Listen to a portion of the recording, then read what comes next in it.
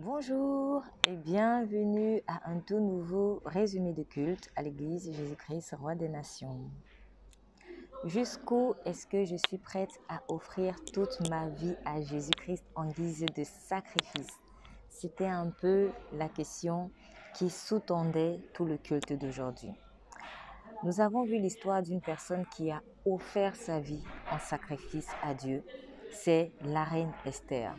Dans le livre d'Esther, au chapitre 4, précisément au verset 14, voilà Mardochée qui va voir la reine Esther et supplie la reine d'intercéder pour le peuple juif auprès du roi Assuérus. Esther est dubitative parce que, selon la loi, elle ne peut pas approcher le roi sans avoir été invitée par ce dernier. Et il s'avérait qu'à ce moment-là, Esther, depuis un bon moment déjà, à peu près un mois, n'avait pas été invitée par son mari, le roi Assuérus. Et voilà ce que Mardochée dit à Esther.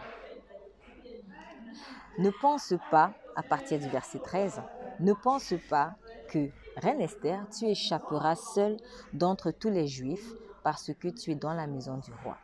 Il parle ici du génocide qui était préparé contre les Juifs par le bras droit du roi, ou l'un des bras droits du roi, qui est Aman. Il continue en disant, verset 14, « Car si tu te tais, reine Esther, si tu te tais en ce temps-ci, les Juifs respireront et seront délivrés par quelque autre moyen. Mais toi et la maison de ton père, reine Esther, vous périrez.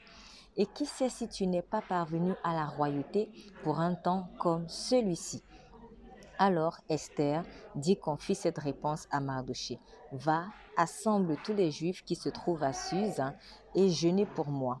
Ne mangez ni ne buvez de 3 jours, tant la nuit que le jour, et pour moi et pour mes servantes, nous jeûnerons de même. Puis je m'en irai ainsi vers le roi, bien que ce soit contre la loi.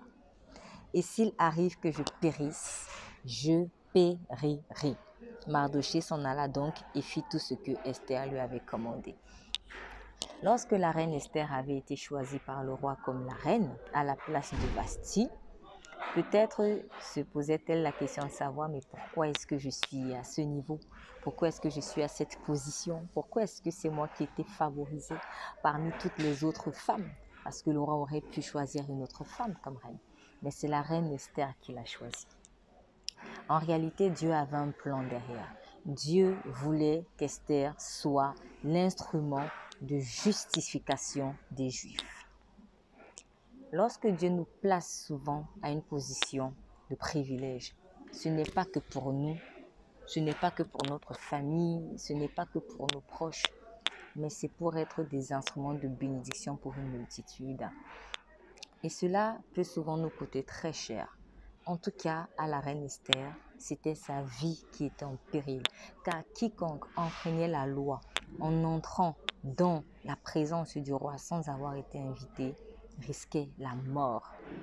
Esther est rentrée en jeûne 3 jours, ce qui fait penser aux 3 jours pendant lesquels Jésus-Christ était sous la terre pour le salut de l'humanité. À son niveau, Esther a vécu la mort et la résurrection de Christ. Et c'est l'appel de Dieu pour chacun d'entre nous. Nous devons chacun à notre niveau vivre la mort et la résurrection de Christ. Esther, en jeûnant 3 jours et en appelant tout le peuple à jeûner pour elle, ainsi que ses serviteurs et ses servantes, elle était en train de vivre le sacrifice de Christ. Elle a risqué sa vie, mais elle avait compris que c'est la raison pour laquelle Dieu l'avait placée à cette position. Parfois, Dieu te place à cette position, pas juste pour que les gens te servent toi, mais pour que toi, tu puisses les servir par ton sacrifice, en te donnant à eux. C'est ainsi que Jésus est appelé le roi serviteur. Esther a été la reine servante, une reine certes que l'on servait, mais à un moment donné de sa vie, il a fallu qu'elle serve Dieu en servant le peuple qu'elle a pu sauver grâce à son intercession. Jésus-Christ est le roi et aussi un serviteur parce qu'il s'est donné pour nous. Il nous a servi. Alors toi, qui es un roi en Christ, toi qui es une reine en Christ, tu n'es pas appelé seulement à te servir des autres. Tu n'es pas appelé à utiliser les autres pour que eux, ils te servent, mais tu es surtout appelé, toi, dans ta position de royauté, à servir les autres. Et ce service-là, il va très souvent te coûter cher. Mais c'est ça le disciple de Christ. Celui qui essaiera de sauver sa vie la perdra. Mais celui qui perdra sa vie à cause de moi la sauvera. C'est ce que Jésus-Christ a dit. La reine Esther a perdu sa vie. Oui, pour le salut du peuple juif. Mais finalement, elle a gagné sa vie. Elle a sauvé sa vie. Et en sauvant sa vie, elle a sauvé le peuple juif et elle a même sauvé aussi son mari. Car en réalité, ce que voulait Aman, l'ennemi des Juifs, c'était prendre la place du roi. Donc Esther avait tout intérêt à se positionner. C'était en enjeu et le peuple juif et sa propre vie et la vie de son mari. Donc n'essayons pas de fuir nos responsabilités, car en fuyant nos responsabilités, nous perdrons tout. Mais en mourant à nous-mêmes, nous gagnerons tout. Donc faisons comme le Christ, perdons notre vie un temps soit peu et nous la retrouverons.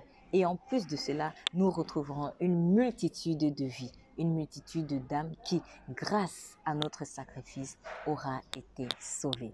Vous êtes bénis et vous pouvez le faire car le Saint-Esprit de Jésus-Christ pourra vous aider. Amen.